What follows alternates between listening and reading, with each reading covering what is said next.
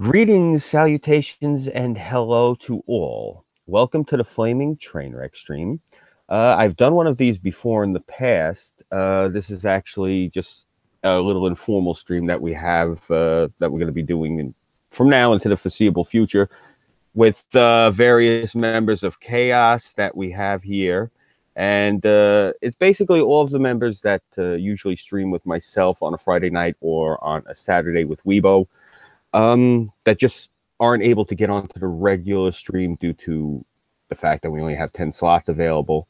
So this is basically to a stream to let more, let everyone have their chance to shine, so to speak. Right now, as this is the second stream that we've done with Flaming Trainwreck stream, but this is the first one for the new year. I'm glad I'm actually streaming today. I have a good buddy of mine with me. You folks know him, of course. This is the Messiah of Keck, better known to you guys as Dick Daddy Foster. Great guy, smart as a whip. We're going to basically be kicking around a few ideas. Basically, I'm just going to give a quick breakdown, and then I'll shut up because I talk too much, and Foster can take over. But basically what the meat of this is, today's thing. This is just like a fun experiment that I came up with watching Ted Cruz at CPAC. And the thought that I had was, if, let's say Trump does his two terms, right? We get two terms out of Trump, right? Now, this is a very, very unrealistic scenario, all right? But this is just something that I figured, you know what, fuck it. Let's just say on the off chance, like the country wins the lottery and we get a really out the park government from now to 2040. And people are going to say, well, that's a long time, Scooby. And I'm saying, yeah, it is. So here's the deal. Here's the scenario I've laid out. We get 24 years of solid Republicans, right? I know it's not possible, but bear with me. We get 2 terms Trump, 2 terms of Cruz, and 2 terms of, I forget, is it Rand Paul is the younger one? I think so. Okay, right. Either and him, we have him or Rubio. Yeah. Well, I went with Paul basically just because I hear everyone talking about Rand Paul and I like his policy. So the scenario that I laid out was we got these 3 presidents. We get 2 terms out of each of them, 24 years of solid presidential Republicans with 2 Republican houses. Now, the odds of this happening is pretty much the same as seeing Christ twice in the same day and having breakfast with him. But my thought is, let's say the scenario actually unfolds.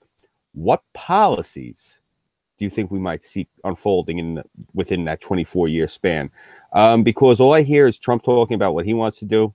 I hear Cruz talking about what he wants to do. And I hear Rand Paul talking about what he wants to do. So my thought is, if these men had free reign and they had the 2 houses behind them and they were able to accomplish anything they could accomplish, what would we as an American society see at the end of that 24-year span? What changes do you think that we might see to policy? This is basically just about policy. Like, what change do you think we'd see to the Constitution? What amendments? Things of that nature. Just as a fun little kick around to see what if. So, Foster, you got any thoughts on that scenario? Yes, I definitely do. Well, I would say that if Trump were to be reelected, I think it's going to be a little bit more of the same. It's going to be him doing, his usual shtick, trying to go back onto his campaign promises and fulfill those before his time is up. And basically, I think before he's out, he's probably going to try and groom somebody to be his successor.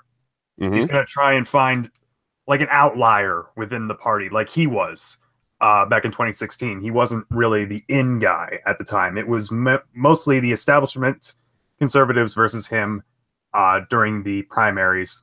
And, well, you know how that turned out. People just wanted to change of pace. So I think that's probably what he's going to try and do later on.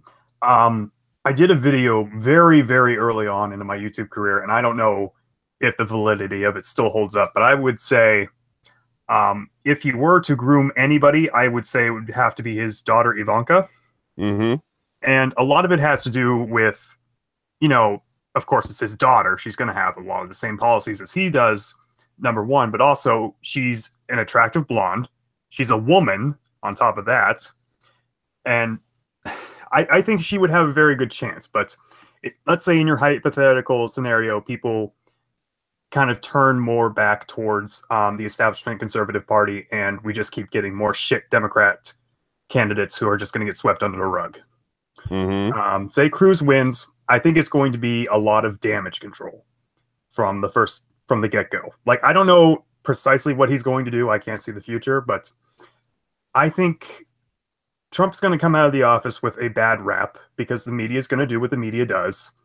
And Ted Cruz is probably just going to try and turn that around and make it so that people see the Conservative Party in a different light. I think he's going to do a lot of things that might be polarizing between, like the Trump supporters and the more establishment conservatives, kind of bring in more of their old policies.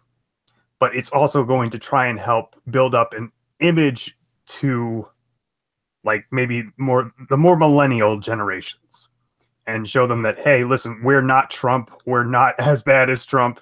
If you didn't like Trump, you might like us, that sort of thing.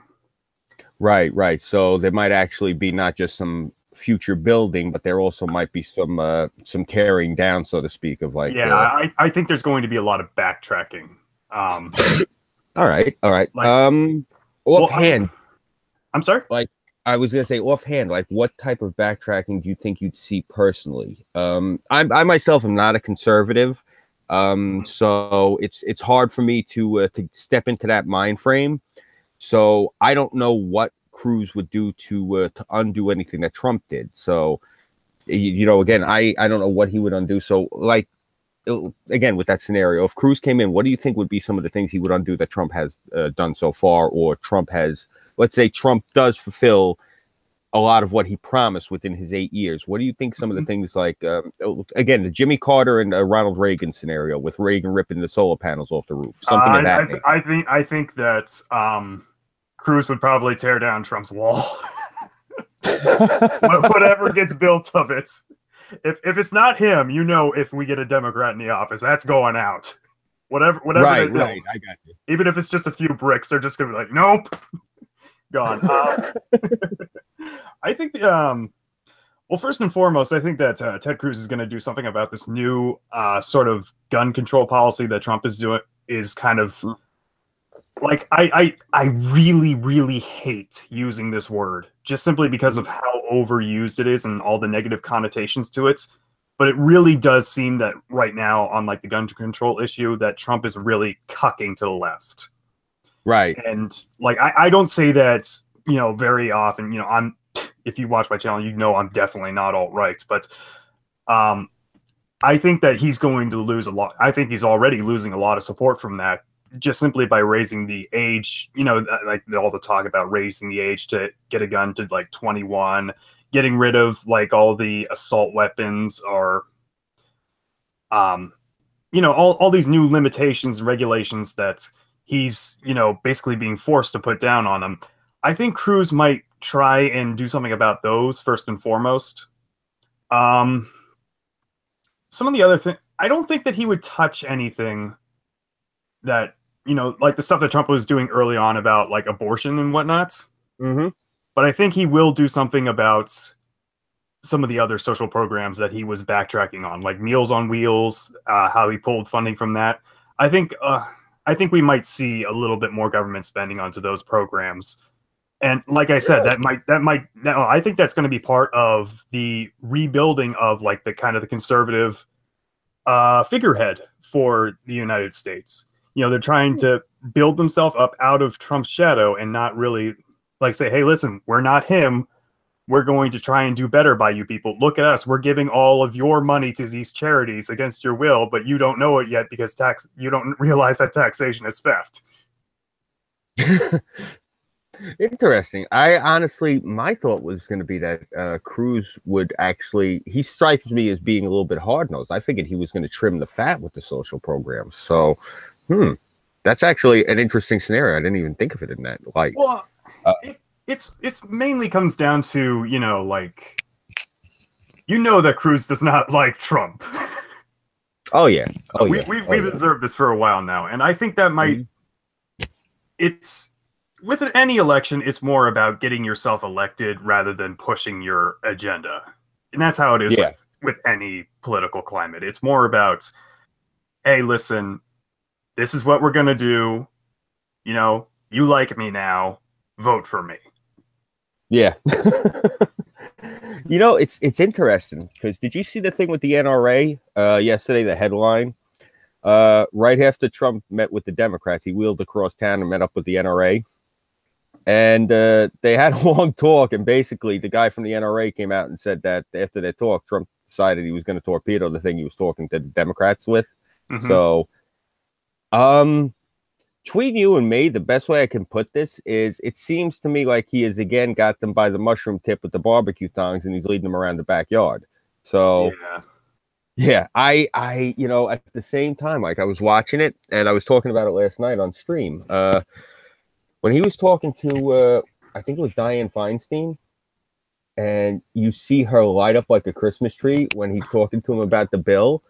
And it actually unnerved Ben Shapiro because he's like, you know, my entire life she's been my congresswoman and she never smiles. That scared the shit out of me. But basically, if you watch it, he says that. But I'm watching it and I'm listening to the language he's using. And we got a term for it here in New York. We call it, he's showing them the door. And what that means is you put your one hand on their shoulder and you're talking to them and you're walking through the room with them. And they're having a conversation with you. They don't realize you lead them to the door, you shake their hand and you slam the door in their face. Yeah. So basically, it's just only because I seen him do the same thing to them with immigration. I seen him do the same thing to them. There was something else he did it to them with, but this is like the third or fourth time he's using the same exact tactic. And I was saying, my thought was what I had said yesterday on the stream was that when he kept saying to them, yeah, just add everything they want to the bill. What do you want? Yeah, we're going to add it all. That bill's not going to get off. That bill is not going to get off the ground. My prediction is one of the Republicans in the room is going to add on like, yeah, we're going to get a 300% pay raise and torpedo the fucking thing on the runway. So basically, oh, well, I added everything to the bill. I kept up my end of the bargain.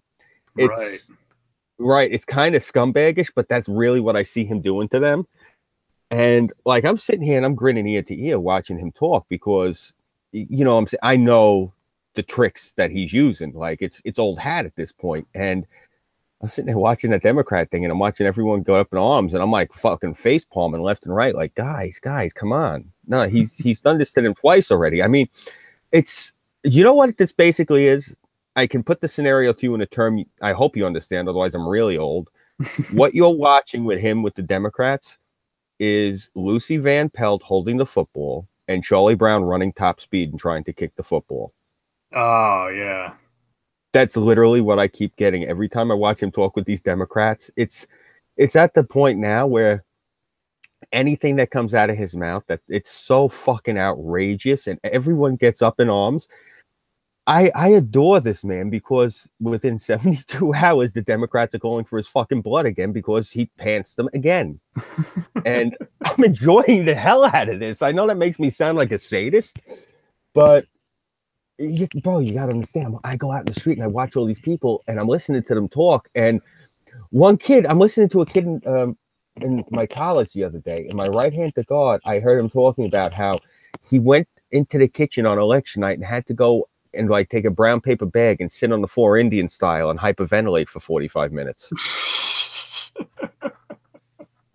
I can't help but support this man. It's just, I enjoy it so much. Like you see all these smelly patchouli smelling motherfuckers with their tie-dyes walking around like, we want socialism. And then he does this shit and they all go to their safe space and cry. And I get to sit here and watch.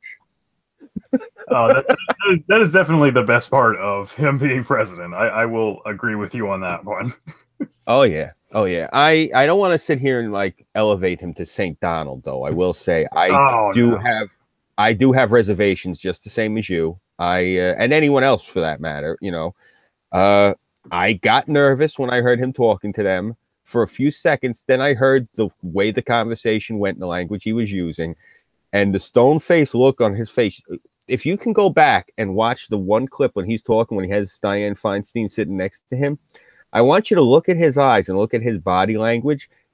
He hates these fucking people. For the whole 8 years Obama was president, they did nothing but try to humiliate him and make him look like a fool and make fun of him and made him the butt of jokes. This is a man that he's vindictive as hell, and what he's doing is he's using their own shit against him. You're what when you see him parading those fucking morons up on stage, like that fucking Schumer and his fucking nose, that evil beady-eyed bastard. When he has them up on stage, he's humiliating them. This is the same thing. Like everyone was freaking out when they're like, "Oh, he said he was going to drain the swamp. Look, he's going out and having dinner with Kerry every night. He's taking Kerry here. He's taking Kerry there." He was doing all that to put a fucking fork in Kerry's side and twist. Right. Right. You know what I'm saying? He was doing shit like you and I would do shit like this. You know what I'm saying? This is some like fucked up shit. You're like, oh yeah, this is not typical politician behavior. Exactly. That's why people are freaking the fuck out. They don't realize. I tell people all the time, look, he's a blue collar businessman.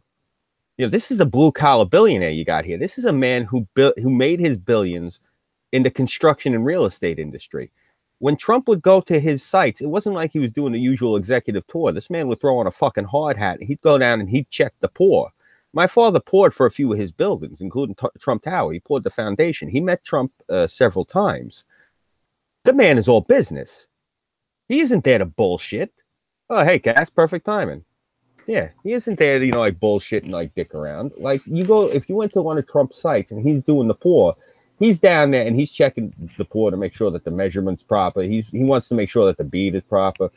And, I'm just saying, again, from dealing with somebody on that level, my father dealt with him on the concrete. My brother-in-law did a few of his buildings. He did the flooring and the carpet. And a lot of people in my neighborhood did his plumbing and his heating and his electric. So I know dozens of people who have talked to this man as a boss and a supervisor, not as a celebrity. And that's the whole thing is he's on point when it comes to business, but socially you can tell he's got a shitty bedside manner. And that's what I like about the man, So I tell people all the time, we have two Trumps, and you got two Trumps. You got your president who is doing a bang up job in office. And then you have Donald Trump, number 45, who is the man on Twitter, POTUS, who is driving everybody fucking apeshit. And you got to look at it like two people, because literally it's night and fucking day. It's like Batman and Bruce Wayne. It's crazy. Oh yeah, it's almost like he was building two personas for himself. Yeah, and it's great. And that's the thing with him that I like. And again, I keep saying, like I was talking the other day, and he had to hop out before, but the bartender, when he and I were talking about it, I was talking to him about Cruz, and he was saying he wasn't too fond of Cruz because Cruz is, like an establishment Republican. Yeah. And my response was, I agree with him on that, but what are the policies that Cruz would enact? That's what actually gave me the idea for the scenario we're talking about now is I would pull for Cruz. I'd like to see Cruz follow Trump specifically because I think that a lot of the policies Trump might enact in the 8 years, as far as like applying to like the Constitution and certain bills that, and things of that nature, I think that anything that Trump would do in that respect, Cruz would leave in and probably expand upon. And that was the thing I was curious about because Cruz himself is, I don't know if you're aware, he's specifically a constitutional attorney. Yes. Yeah, he studied the Constitution, front and back, side to side. He knows that, every punctuation on that paper. So that's the main reason I want him to follow Trump is I feel honestly whatever Trump does, because Trump's a fucking bull in a china shop with a sledgehammer in each hoof. He's tearing shit apart in there. So my thought is after Trump is done tearing shit apart, if Cruz is running, I'm not going to lie, unless we get somebody really like insanely good, I'd probably vote Cruz because for me, it comes down to policy. And I'd like to see the policy that he would enact. Hey, bartender. And again, I feel that if we had like a Trump Cruz scenario, and God willing, again, the end part of the scenario is then we had, let's say, 8 years of, I forget if it's Rand or Ron Paul, so we'll just go with Rand Paul. I believe he's the younger. But if we had, like I said, Trump and Cruz, all of those policies and everything put into place, I think that under President Paul, this country would become as close to it possibly could to like a Republican utopia, as far as policy goes.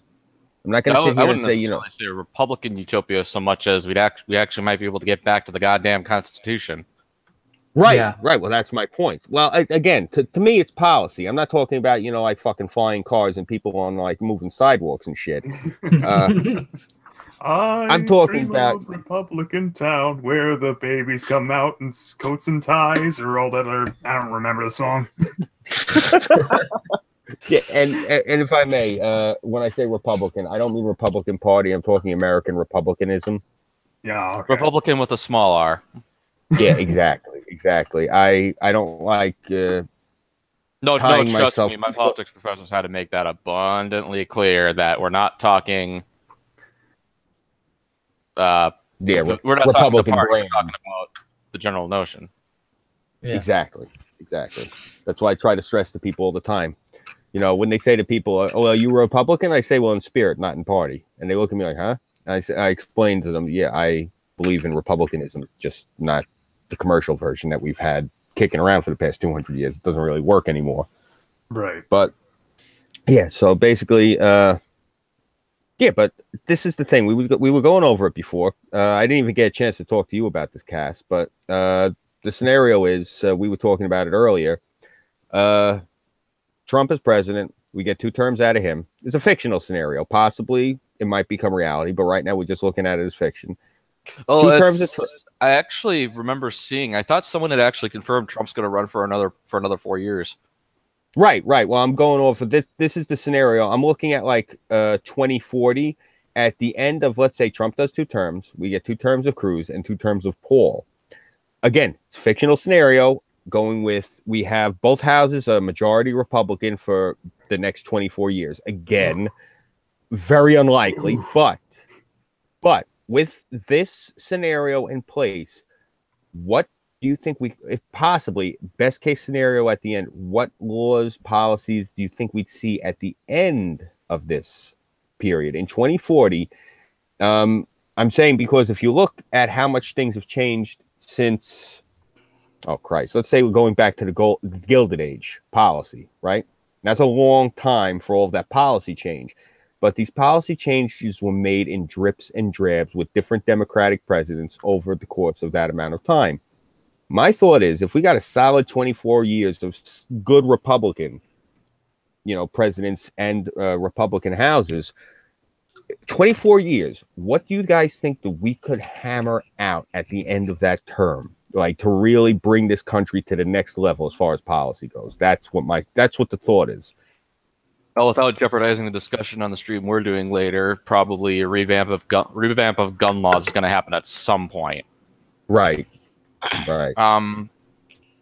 I wouldn't hold my breath for a tech First Amendment, but there might be something to do with Google's finally put in its place regarding the censorship, demonetization, all that nonsense they've been doing.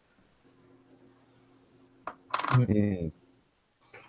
One of the things I was thinking about was I had seen Mark Levin the other day, and he was talking, and he had mentioned something. That's actually part of what made me think about this scenario.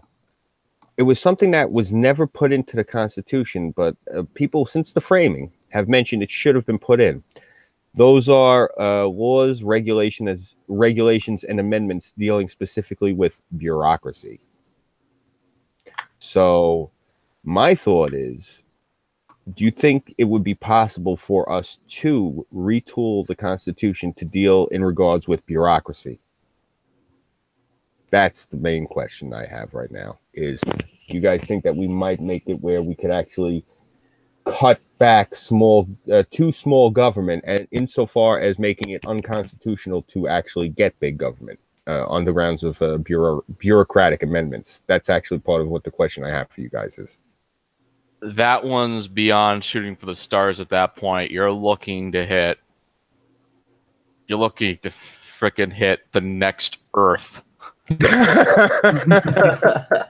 and in all honesty, it could. I wouldn't even give it a % of a chance, though, because it's just amending the Constitution's a bitch to do. It's what the framers made it that way on a purpose. Right. I think you could legislate it away, but I don't think you can necessarily put that lid on it. Okay, good, good. I like that. So even with this scenario of a 24-year time frame and everything in our favor, it's still going to be a fucking uphill battle to get that done. Yeah. Right. Okay, good. It's gonna be an up. I wouldn't necessarily say it's so much an uphill battle, so much as you've reached the plateau, and a lot of people are gonna celebrate. Okay. All right. So, all right. Now that's my question. Now here's the one I got for you guys. We got the same scenario where we got 2 decades of solid, we'll get ever what we want accomplished. What would you like to see accomplished in that time frame that we do not yet have, that you think if all those chips were in our favor, what would you like to see get accomplished? That's actually what I was getting at. I would like, my thing is I'd like to see bureaucracy get dealt with. So that's what I'd like to see come out of 2 decades of republicanism. What would you guys like to see? Well, I don't want to see a tech First Amendment so much as I want to see internet quote-unquote forum laws. Mm-hmm. The way there's like an old Supreme Court case, I don't remember the name of it, where essentially a shopping mall was forced to allow protesters to protest on their grounds because there was simply no other place for them to protest where they could reasonably expect people to engage with them. So at a certain level, it's already in U.S. legal shtick that you actually are entitled to an audience to some degree. That's amazing. It's an old case. I read about it. Like I don't even think I was in high school, but it's it's a very old case that I've kind of been referencing as justification for the notion that I don't think YouTube's just playing too good of a site. Tech companies are just built for monopolies. They're so do good or die that it's only natural that some sort of monopoly is going to form. One site's going to have the best setup. So in that regard, as free market as I am, I could very well see something being done establishing okay, Google, we know you don't like some of the stuff on YouTube, but at the same time, you have to allow them to do their thing, and you have to allow people to freely associate with them if they so want to.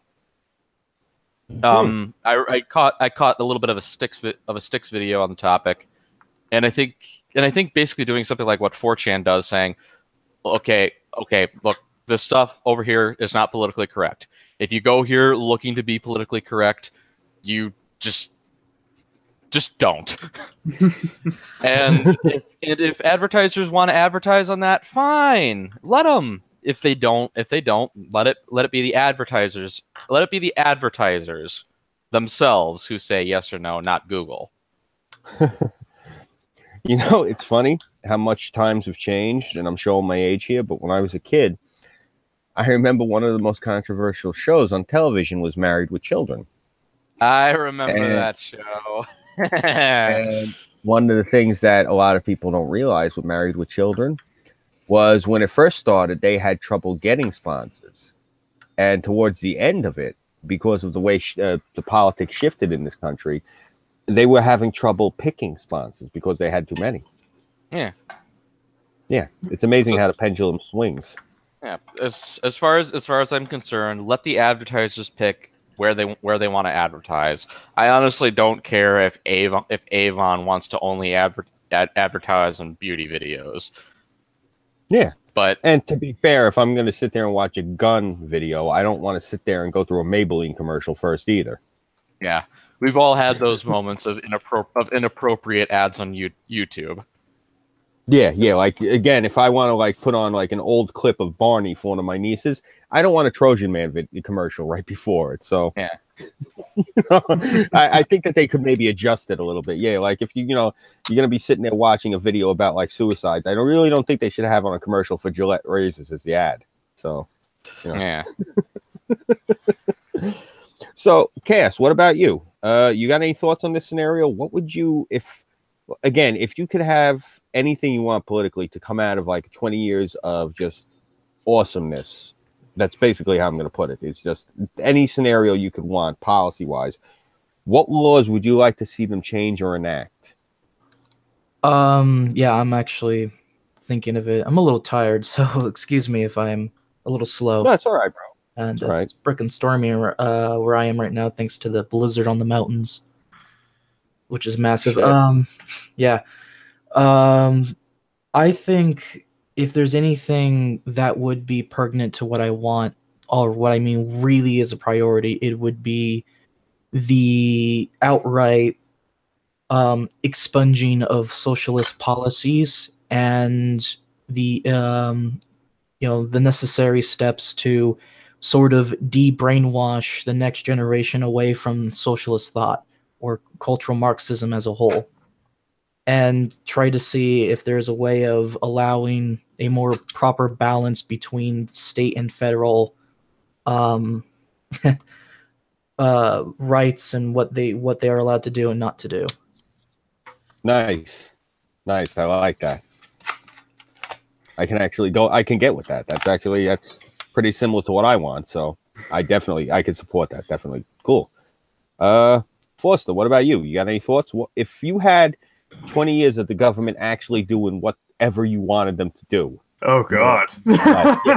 More or less. Now, policy-wise, within the realm of at least reality, what would you like to see them enact policy-wise? Wow. Well, you got me in kind of like a weird place, because I think that we are actually despite, some of the BS coming out of the government and, the government, getting a little too big for its own britches, I think that we're in a pretty decent point in our country where we're kind of sandwiched between good morality and good policy. Mm-hmm. Like people like to say, like, a lot of the establishment conservatives like to say, oh, well, we need to go back to how it was back in like the 1950s, when America was super prosperous or whatever.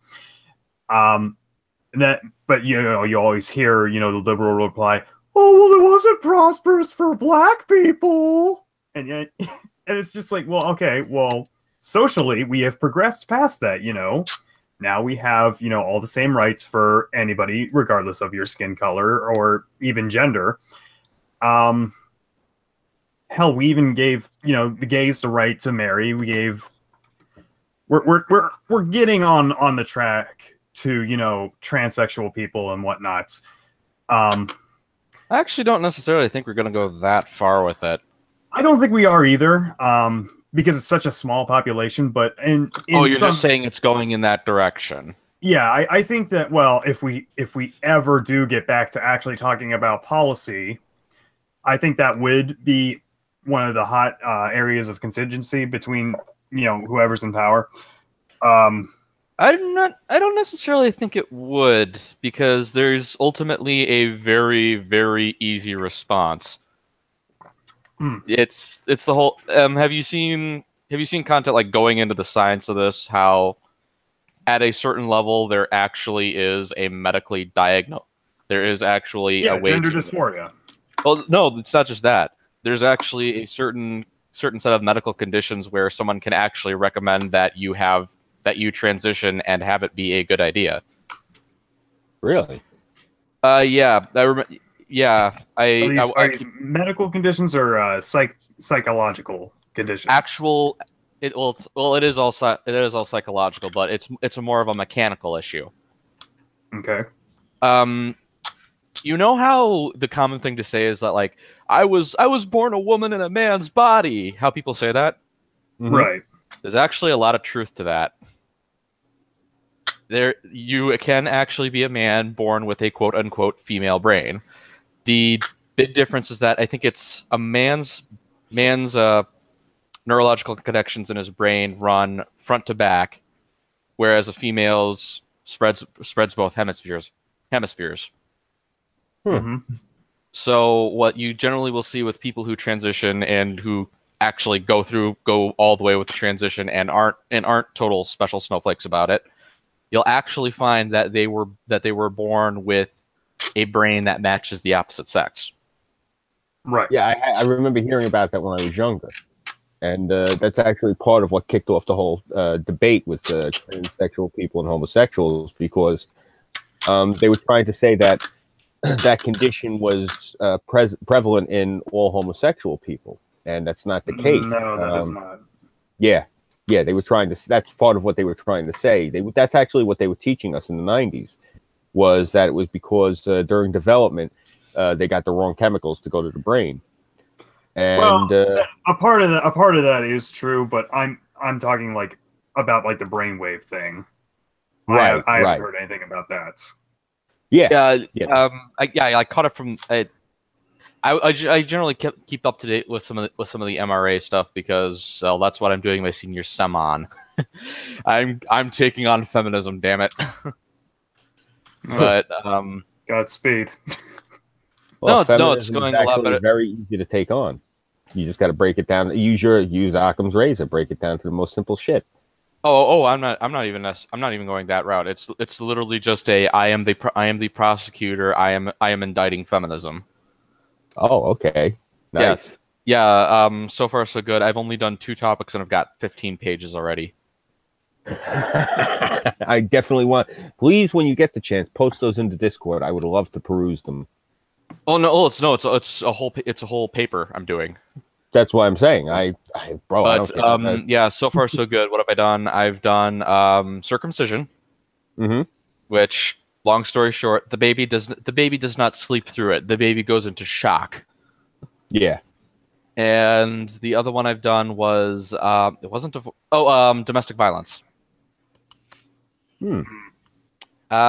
Basically speaking, I essentially have quotes from people who run domestic violence shelters saying men can't be domestically violenced.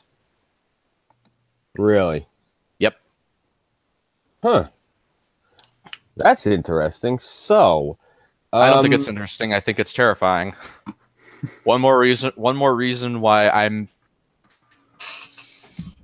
MGTOW, but I'm not MGTOW. It's I got it. The label applies retroactively, not proactively. No, I say interesting because I can think of thousands of cases a year where the man has been, obviously, I mean, we have photographic proof of the domestic violence. My point of this, if someone says that to you, can you ask them then, okay, can you please explain to me the case of John Wayne Bobbitt? Never heard of him. Oh, really? Look up John Wayne Bobbitt. His wife, Loretta Bobbitt, cut his penis off. Oh, I think I get the feeling that I know exactly what you're talking about. I've just never heard a name put to it. Yeah. He was abusive to her. And in a fit of rage, when he fell asleep, she took a steak knife, cut his penis off, and drove with the car and threw the damn thing out the window. They actually found it and reattached it. Yeah. She literally cut his dick off, drove down the interstate, and flung it out the fucking window. Is that the guy that they found it, put it on ice, reattached it, and then he divorced her and went on to do porn? Yep. That's the same guy. God bless America. Yeah. And you know what? Now that we did this, I'm gonna dig it up, and I'm just gonna see what do I all have on that one because it's depressing.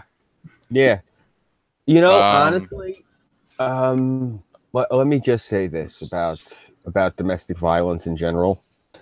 I don't like the thought of man, woman, woman, man, anyone hurting somebody you're supposed to love, that you're supposed to, like share your home and your house with, and share your table and bed.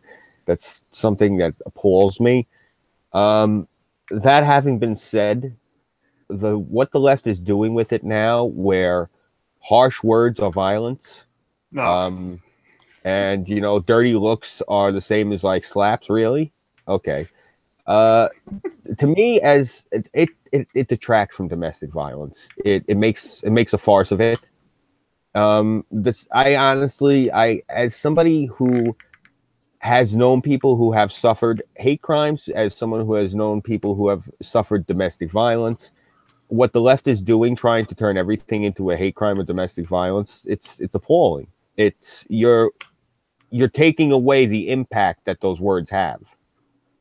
And I'm really glad that you're doing this, because to me, it's something that has to be done. These people got to be stopped, because it's like they say, whenever a society starts to fall, the barbarians gather at the gates. And the way I see it is, if we keep, thank God Trump is there, we're not going to keep on this path. This is the point now where we fight back. But if we were to keep on this path, God forbid she had won, I don't think this country would have lasted till the end of her first term.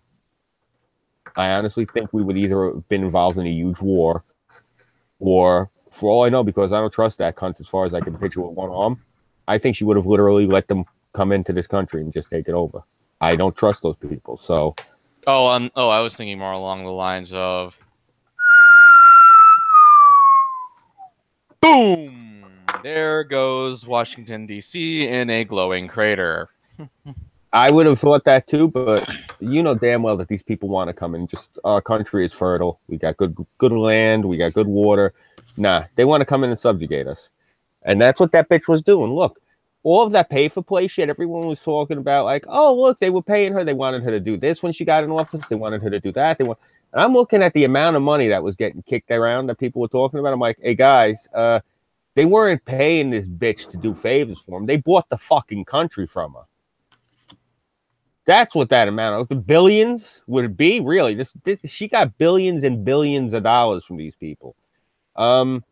Yeah, I don't give a fuck. I mean, if I want to have somebody killed, I'm not going to pay that much money. I want to have a fucking town wiped out. I'm not going to pay that much money. So, to me, there was a lot more of it than just, okay, can you make a good trade deal for us? Here's $10 billion. No, that to me is, okay, we want Ohio.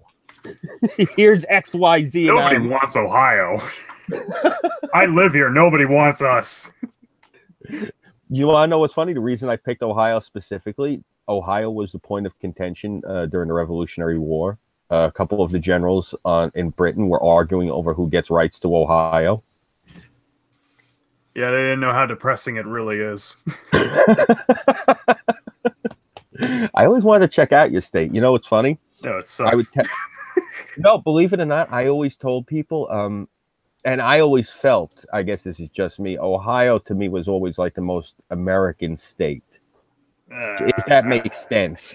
Like, whenever I thought of Americana, I always thought of like Ohio or Indiana. Yeah, Ohio, Indiana, and Idaho. I just thought of it as like those are the Joe haircut state. Those are like, just average Americans, 9-to-5ers.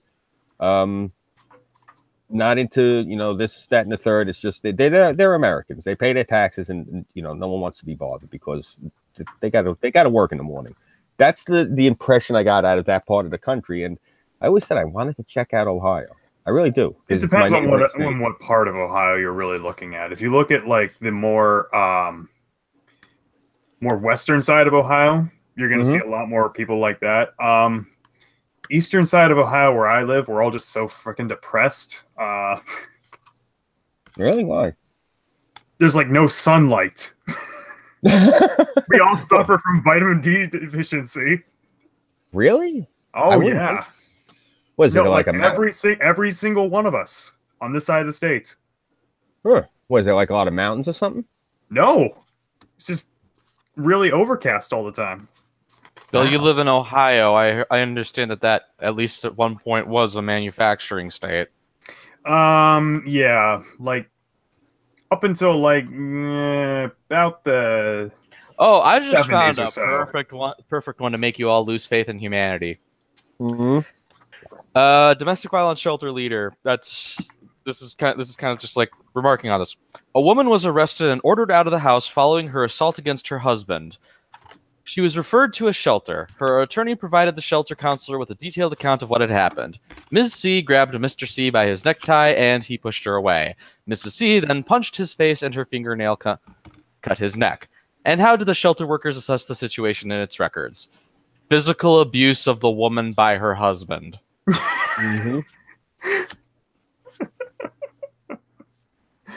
Oh, God. Hello. Breaking a woman's nails is physical abuse now. They, a friend of mine actually, hey, Baguette, I didn't see you hop in.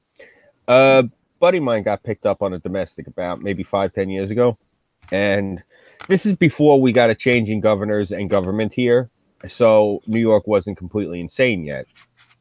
But he lucked out because he was talking just as calmly as we are now. And she was ranting, raving, ripping, and roaring, screaming, spitting, cursing, yelling, pointing, getting like a maniac. The cops brought him in. They cuffed him and brought him in. Now the thing was, he's my size. This guy, he's about 6 foot, maybe 6'2". He is. I think I'm taller than him. I'm 6'2", so maybe he's 6'1". Anyway, I say this for a reason. And he was a big guy, but not big. He was maybe about 200 pounds. She was only 4'7" or 4'8" and 75 pounds. So literally, when she was mauling him like a fucking Tasmanian devil, and he pushed her off, she was also an Italian girl, so she had an enormous nose, and that fucking beak went into the wall and got cracked. Not because he hit her. It was, she had a fucking nose like a banana, so it's gonna break. Right. So that was the thing, because the cops asked him what happened, and he said she was, and you could see when you looked at him, she was trying to claw my eyes out. So when I pushed her off of me, she tripped over the thing and smacked into the wall. And he said, well, how did the thing happen on your head? And he's like, well, when I went to help her up, she turned around and started bashing me in the head with this thing. So long story short was, because she was such a fucking maniac, that the state just decided not to press charges on him. They were planning on booking this guy.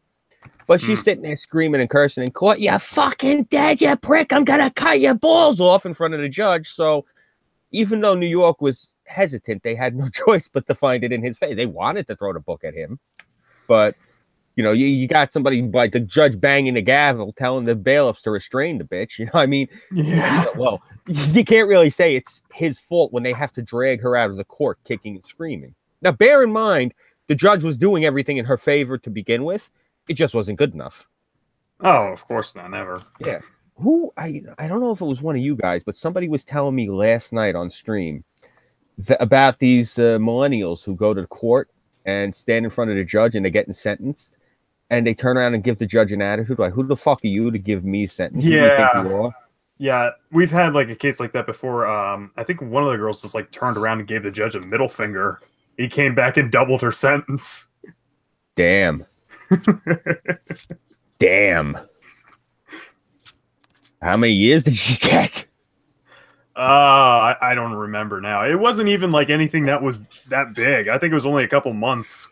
Oh, okay. Because I was gonna say, if she was looking at a dime and then he turned around and he hit her with a fucking 10 years on top of that, Jesus. No, I don't think it was anything like that. But my brother actually fucked himself hard. The judge was in no mood because of my brother's priors. I'll never forget this either. I was in court for this, and my jaw was hanging. Judge goes like this to him. Well, I'm just going to use my name because, whatever. I don't feel like doxing him. But, Mr. Scooby, you have to pay $100 fine plus $200 for the surcharge. And so my brother, the schmuck that he is, sir must be really well-to-do. And the judge turned around and hit him with 36 months. Yeah. I was sitting there and I'm looking at him and shaking my head like horrified. And the sad part is the asshole gets 36 months. What do you think is the first thing he does when he's inside? He breaks the screw's jaw and gets another fucking 3 years on top of it. So they had to send him upstate. Unfucking real. Oh god. Yeah, but you know what, Baguette? We've been bullshitting and kicking the idea around. I asked these guys. I want to ask you. Now the scenario was that I had kicked out earlier. We get 8 years of Trump, and it's awesome, right? We get 8 awesome years of Trump. Everything we could possibly want goes through. We get Cruz after that. We get another 8 years of him.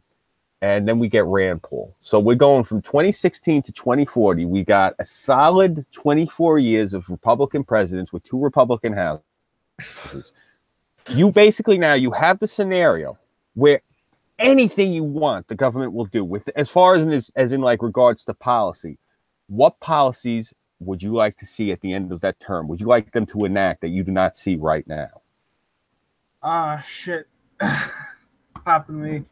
with the question, and I'm kind of busy. I gotta think about that. No, take your time. That's the whole point of this is, Yeah. like when you sit here and you say, you know what I'd really like to see them do? I'd really like to see them do X, Y, and Z.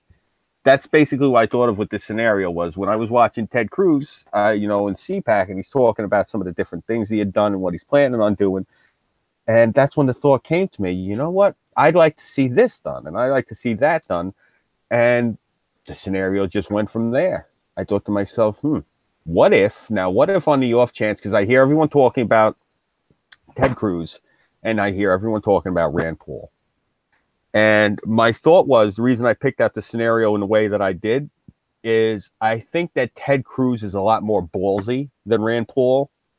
So I think Cruz would have the balls to do a lot of things that Rand Paul wouldn't do.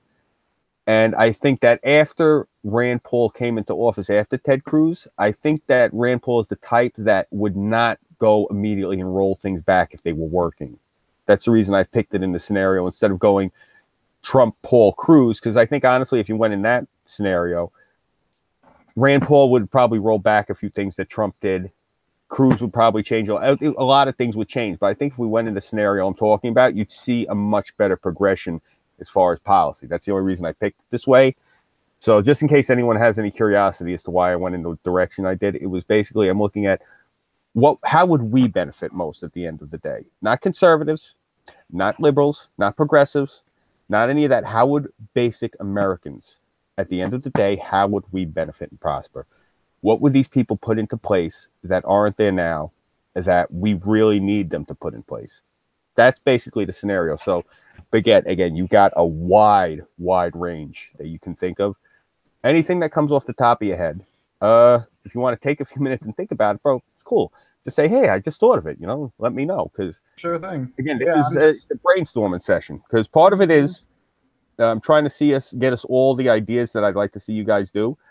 And then the next part of it is, if not this stream, another stream, how do we get the lawmakers to make these things happen that we'd like to see?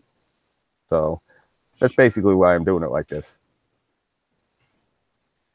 If it makes sense. Yeah, I'm just trying to get my stream ready because I'm going to be doing that in a little bit here. Yeah. Well, I was only, we're at 7 o'clock now, my time. I was only planning on doing this between 6 and 8, but if the 4 of you have other obligations, I can end it. It's not a big deal. You don't have to sit here for the whole 2 hours with me. Three out of the 4. Yeah. I've been promising you guys for the past 2-3 weeks now I was going to do this. My wife is out of town. I actually have the time, so I felt I had an obligation. And again, to be frank, you guys don't get enough time to shine on chaos. That's part of the reason I wanted to do this, because you're all intelligent as hell, and I really wanted your input on this, because I deal with old men all day, my age and older. Once you get to a certain age, idealism, things of that nature get killed. So you guys got fresh ideas, and that's part of the reason I want to do this. And I love hearing your ideas. You guys say shit all the time I never would have thought of. Sure. I would like to do a stream about that video series you sent me. And definitely. Yeah, definitely. I still haven't finished it, but I've been waiting to do that. Sure. Well, we could probably do that one next Saturday. Actually, what is next Saturday's date? I don't want to say that to you guys. Next Saturday's the 10th? Yep. Yes. Okay, yeah. Next Saturday, I'll try to do it, because the 2 Saturdays after that, the 17th, I got to go in and go to that fucking parade and go cover that. And the 24th is supposed to be when those idiots are marching to take away guns. So I have to go film that. But yeah. Yeah, next Saturday, definitely we could do that one. I'll repost it. I might actually just start up a separate channel in the Discord just for this stream. I'll repost the videos in there. It was basically you 4 were the guys I wanted to hit up for this. You think who else? Nightcrow. A couple of the younger guys, that don't usually get to hop. And I think I told you guys what I was going to do. It's not like I'm banishing everyone from Chaos. It's just I can't have you guys on every Friday. Not all of you. So this is just so I can stream with you guys every week. And, that way I don't like poor Smirt. I couldn't fit poor Smirt on the stream for like 4 or 5 weeks. I had so many different people hit me up. So Smurt was actually part of the reason I was doing this, because I really, you know, I've been streaming with Smurt for a while, and I said, you know, let me start up another stream so I can get Smurt on there. Then all of a sudden I started talking to Cass, and I started talking to Forster, and then I started talking to the bartender and Baguette, and then all of a sudden I got all these new people I'm talking to. I'm like, shit, I just got to start a new stream then. So, oh, here we are. But, you know, yeah, since this is pretty much an informal stream and we're just kicking around ideas, do you guys have anything you want to shill? We got some time if you guys want to go in a little bit in depth. Anything you guys are working on, take the time. You know, the floor is yours. I have well, if it isn't already obvious, me and Subject are about to do a stream of our own in about 3 minutes. Okay, what's the topic? Well, you were actually supposed to be on it, Scooby. Oh. Yeah, that's what I was talking to you about earlier. We sent you the invite in our Discord and everything. Yeah, we're doing everything through Discord because. I never got the invite. I thought this is the stream you two were talking about. That's the reason I set it up.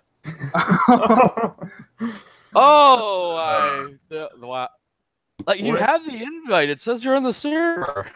Yeah, no, I'm in the server. I just didn't realize that. I thought you guys were talking about the stream I had mentioned to you 2 weeks ago. That's the reason I went and set all this shit up. Okay, I got confused.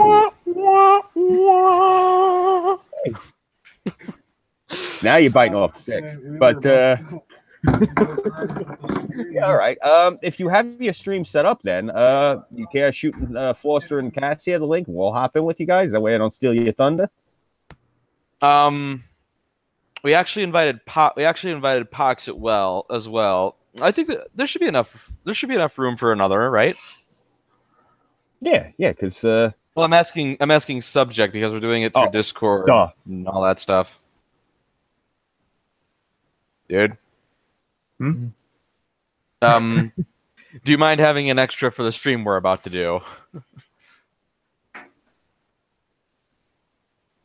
I think he walked away from the computer.